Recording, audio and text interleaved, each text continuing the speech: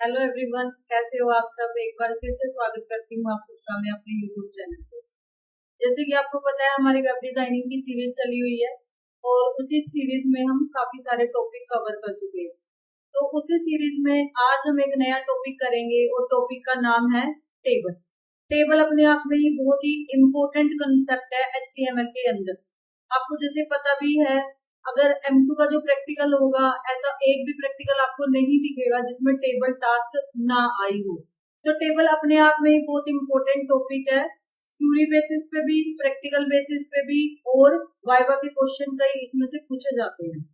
तो बिना देरी के हम प्रैक्टिकल स्टार्ट करते हैं। वन बाय वन हम सारे एट्रीब्यूट देखेंगे टेबल टैग के, कि कैसे टेबल बनती है और क्या क्या एट्रीब्यूट हम यूज करते हैं टेबल को बनाने के लिए। तो उसके लिए सबसे पहले हम एक क्या लेंगे, एडिटर के अंदर अपनी एक नई फाइल बनाएंगे और उसको सेव करेंगे हम। तो यहाँ पे मैं एक नई फाइल ले लेती हूँ एडिटर के अंदर। यहाँ पे नई फाइल ली, जैसे हर लेक्चर में बोलती ही हूँ मैं आपको, सबसे पहले आपको क्या करना है, बेसिक स्ट्रक्चर क्रिएट करना है HTML का। तो यहाँ पे बेसिक स्ट्रक्चर मैं क्रिएट कर रही हूँ पहले HTML का। बेसिक स्ट्रक्चर बनाने के लिए हम HTML का ओपनिंग करते हैं और क्लोजिंग करते हैं, देन हेड टैग लेते हैं। हेड के बाद हम टाइटल लेते हैं और टाइटल में हम जो बनाते हैं टास्क वही लिखते हैं। तो टेबल बना रहे हैं तो इसलिए मैं टेबल ही लिख रही हूँ यहाँ पे। और फिर हेड को हम क्या कर देंगे, क्लोज कर देंगे। देन बॉडी टैग लेंगे और नीचे आके हम क्या कर देंगे, बॉडी टैग की क्लोजिंग कर देंगे। इसको बोला जाता है बेसिक स्ट्रक्चर ऑफ HTML। अब मैं इसको सेव करूंगी। सेव हम HTML वाले फोल्डर में ही कर देते हैं इसको। और सेव करने के लिए मैं यहाँ पे टेबल डॉट HTML,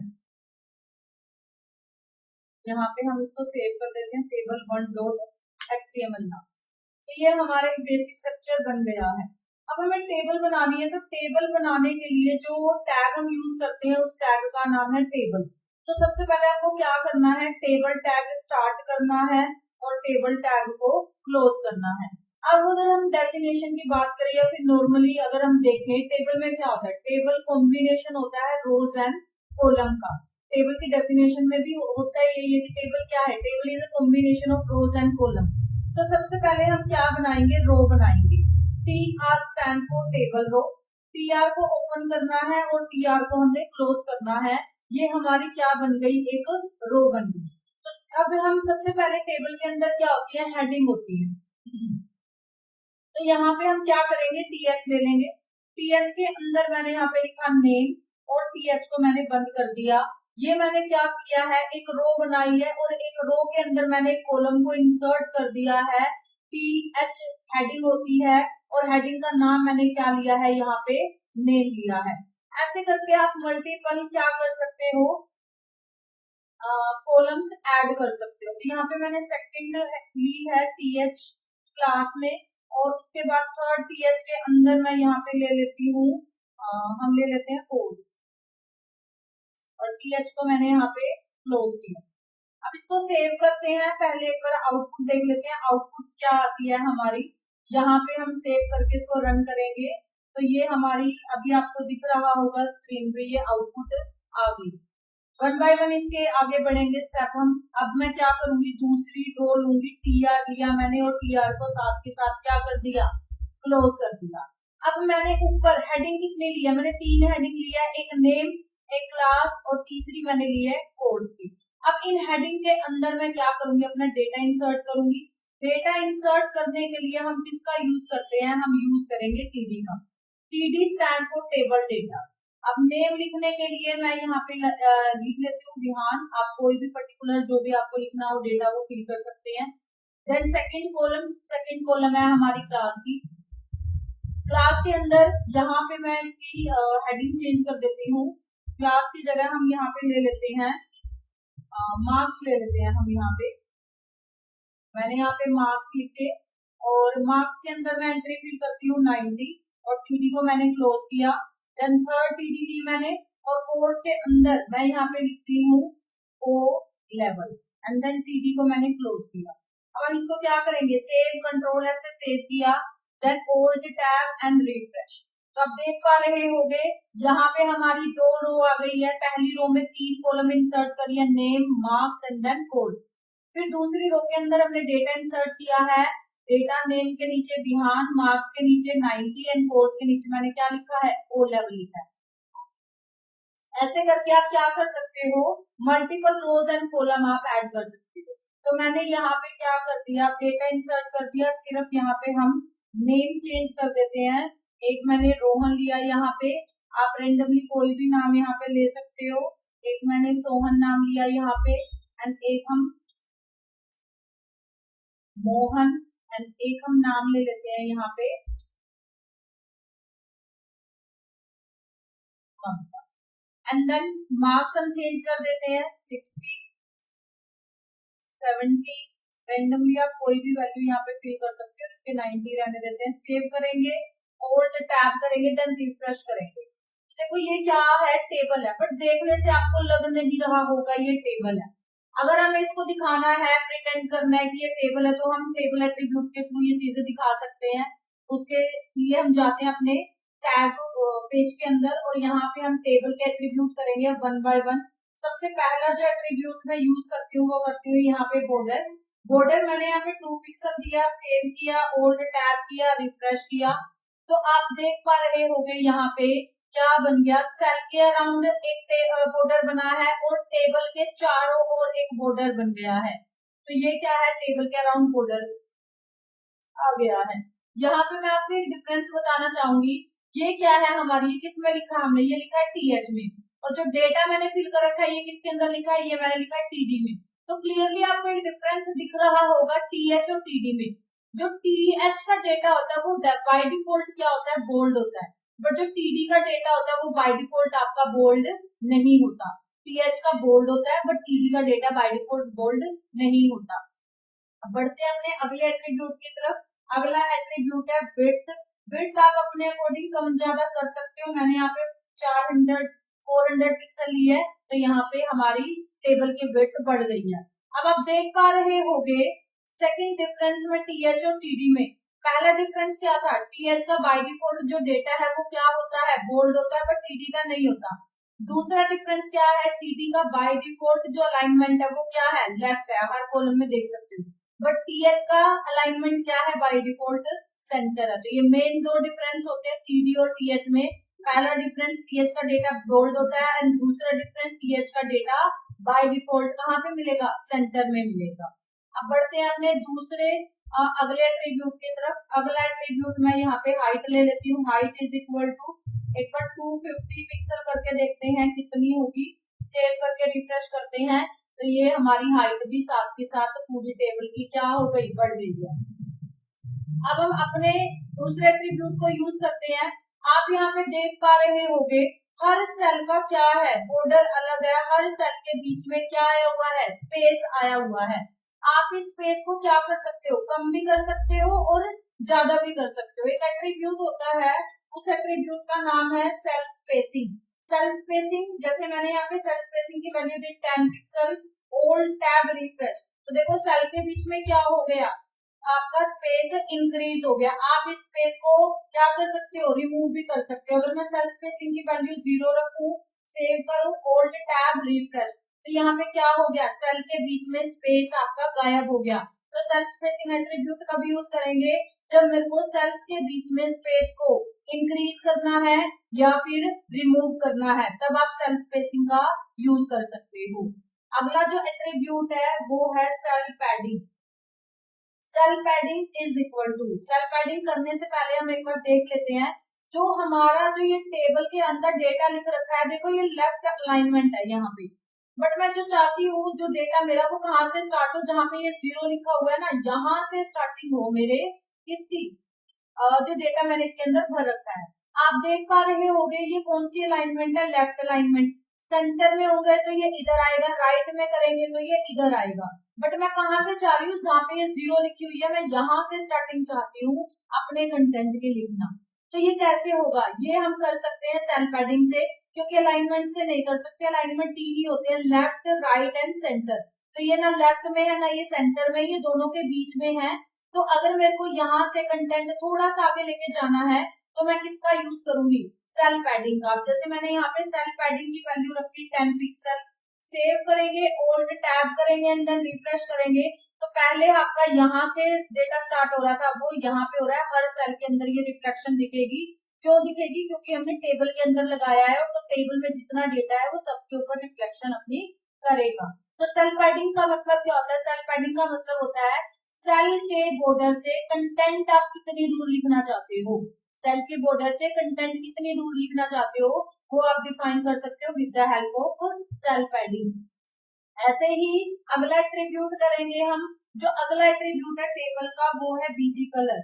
आप टेबल का कलर भी चेंज कर सकते हो। जैसे मैंने यहाँ पे बीजी कलर लिखा, टी, सेव, रिफ्रेश। तो यहाँ पे बैकग्राउंड कलर पहले व्हाइट था टेबल का, बट अब क्या आ गया? यहाँ पे टी कलर आ गया।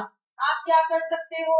बॉर्डर का कलर भी चेंज कर सकते हो। कैसे? मैंने लिखा यहाँ पे border colour is equal to red. तो अब टेबल का जो बॉर्डर है वो कैसा हो जाएगा? आपका रेड कलर हो जाएगा। तो आप ये चीजें भी यूज कर सकते हो। अब हम बात करते हैं अपने दूसरे एट्रीब्यूट की तरफ बढ़ते हैं। एक एट्रीब्यूट होता है इसका align. Align is equal to, align अभी बाय डिफॉल्ट अगर आप देखोगे टेबल हमारी कहाँ पे है? लेफ्ट अलाइन में है। आप सेंटर में लेके आ सकते हो टेबल को, राइट में लेके आ सकते हो। तो मैं सेंटर में लेके जाती हूँ एक बार टेबल को। मैंने यहाँ पे लिखा सेंटर, इसको सेव किया, ओल्ड टैब, देन रिफ्रेश, और यहाँ पे हमारी टेबल कहाँ पे आ गई? सेंटर में आ गई है। तो आप क्या कर सकते हो? अलाइनमेंट भी टेबल की चेंज कर सकते हो। तो ये एट्रीब्यूट थे आपके टेबल के। एक एट्रीब्यूट और रहता है आपका, वो है बैकग्राउंड। बैकग्राउंड कब यूज करेंगे? जब आपको टेबल के बैकग्राउंड में कोई इमेज लगानी है। तो सबसे पहले मैं कोई इमेज देख लेती हूँ। यहाँ पे तो इस फोल्डर में कोई इमेज है नहीं है। मैं डेस्कटॉप पे देखती हूँ कोई इमेज अगर मेरे को दिखेगी तो।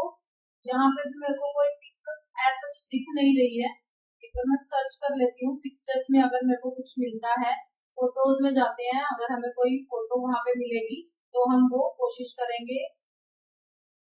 यहाँ पे भी कोई फोटो है नहीं है, तो ये वाली है फोटो। जैसे मैं इसको क्या कर लेती हूँ, लगाने की कोशिश करूंगी। तो इस पे हम क्या करेंगे? इसको यहाँ से कॉपी करके और हम इसी फोल्डर में लाके क्या कर देते हैं? पेस्ट कर देते हैं। तो यहाँ पे मैं इसको कंट्रोल वी से पेस्ट कर देती हूँ। तो यहाँ पे ये पिक्चर आ गई है। यहाँ पे मैं क्या करूंगी? इसको अब हम अपने उस पेज के अंदर कॉल करेंगे। तो प्रॉपर्टीज में जाएंगे और यहाँ से हम इसका नाम कॉपी कर लेंगे, क्योंकि सेम ही फोल्डर में है। तो हमें क्या करना है? सिर्फ इमेज का नेम लेना है। इमेज का नेम और एक्सटेंशन क्या है इसकी? Dot PNG. तो नेम मैंने कॉपी किया यहाँ पे, और बैकग्राउंड में दिया मैंने कंट्रोल वी, और एक्सटेंशन क्या थी उसकी? Dot PNG. सेव करेंगे, ओल्ड टैब करेंगे, दोबारा से फिर ओल्ड टैब करेंगे हम, एंड देन रिफ्रेश करेंगे। तो आप देख पा रहे होगे टेबल के बैकग्राउंड में क्या लग गई है? पिक्चर लग गई है। तो आप पिक्चर भी लगा सकते हो, एज वेल आप कलर भी लगा सकते हो। अगर आप कलर लगा रहे हो तो फिर आपको पिक्चर नहीं शो होगी, और पिक्चर लगा रहे हो तो फिर अब आपको कलर शो नहीं होगा।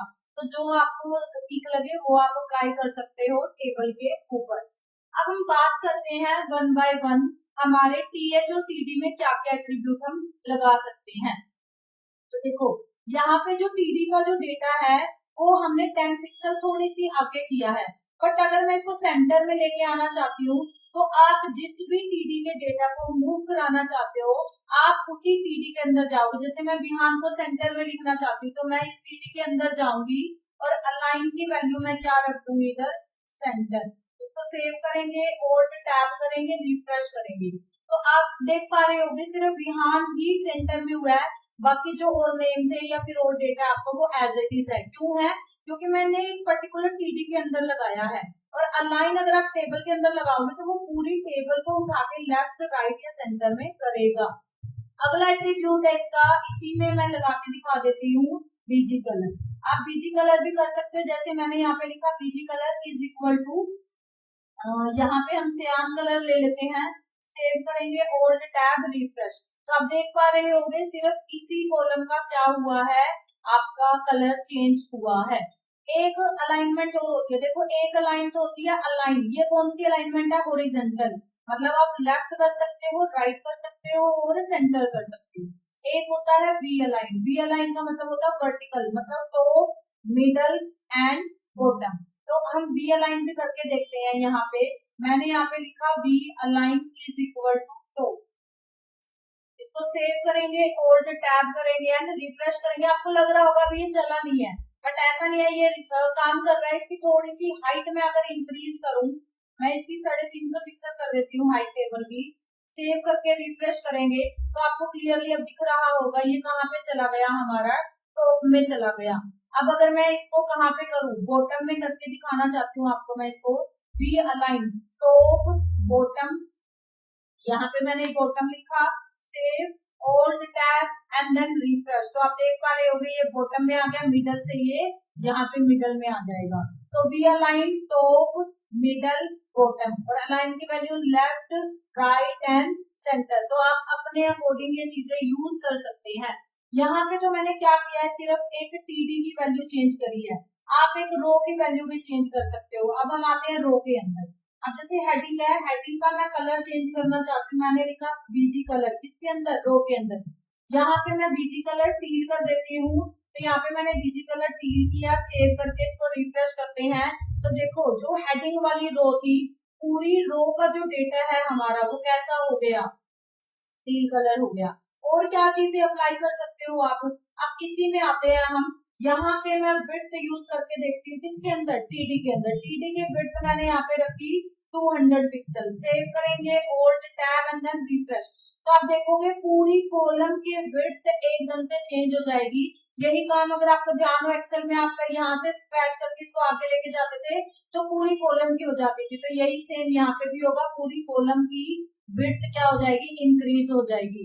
ऐसे ही हम अगर हाइट को करके देखें, मैंने यहाँ पे height is equal to 200 pixel लिखा, सेव होल्ड टैब रिफ्रेश। तो देखो पूरी रो की हाइट आपको दिख रहा होगा, पूरी रो की हाइट आपकी बढ़ गई है। ऐसे ही पूरी कॉलम की विड्थ बढ़ती है और रो की क्या बढ़ जाएगी, हाइट बढ़ जाएगी।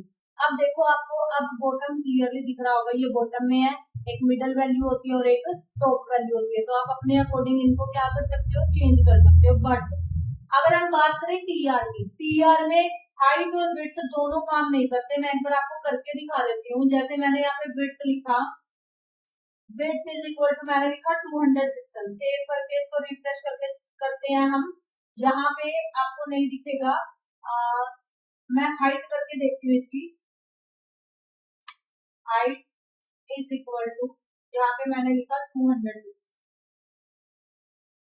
Save alt tab then refresh. तो देखो टीआर में क्या है, हाइट तो बढ़ रही है बट आपकी क्या है, विड्थ नहीं बढ़ेगी। ये चीजें आपको ध्यान रखनी है, हाइट बढ़ गई बट विड्थ आपकी नहीं बढ़ेगी। बट टीडी में हाइट भी काम कर रही है और विड्थ भी काम कर रही है। यहाँ पे एक बार एट्रीब्यूट में चेक कर लेती हूँ, कहीं कोई टेबल का एट्रीब्यूट आपका रह तो नहीं गया। Border, width, height, cell spacing, cell padding, background, align, border colour, BG colour, और मैंने टीडी के अंदर आपको align, B align, BG colour, और टीआर के अंदर मैंने आपको बीजी कलर और हाइट और विड्थ का कंसेप्ट दोनों अच्छे से समझा दिया है। सारे ही एट्रीब्यूट आपके यहाँ पे कवर हो गए हैं। तो यहाँ पे आपका क्या है, टेबल टास्क, और एक बेसिक सी टेबल आप बनाना अच्छे से सीख जाओगे अगर आप इस वीडियो को अच्छे से देखते हो। स्टिल अगर कोई डाउट आपका रहता है तो आप कमेंट बॉक्स में मेरे से पूछ सकते हो। वीडियो अगर आपको अच्छी लगे चैनल को लाइक करें, सब्सक्राइब करें और शेयर करना ना भूलें। अब मिलते हैं हमारी अगली वीडियो में, जिसके अंदर मैं आपको रो स्पैन, कॉल स्पैन के थ्रू टेबल बनाना सिखाऊंगी। लेकिन वो वीडियो देखने से पहले आपको बेसिक टेबल बनाना आना चाहिए। अगर आपको बेसिक टेबल बनानी आती है तभी आप रो स्पैन का और कॉल स्पैन का यूज कर सकते हो। तो मिलते हैं अपनी नेक्स्ट वीडियो में। Thank you.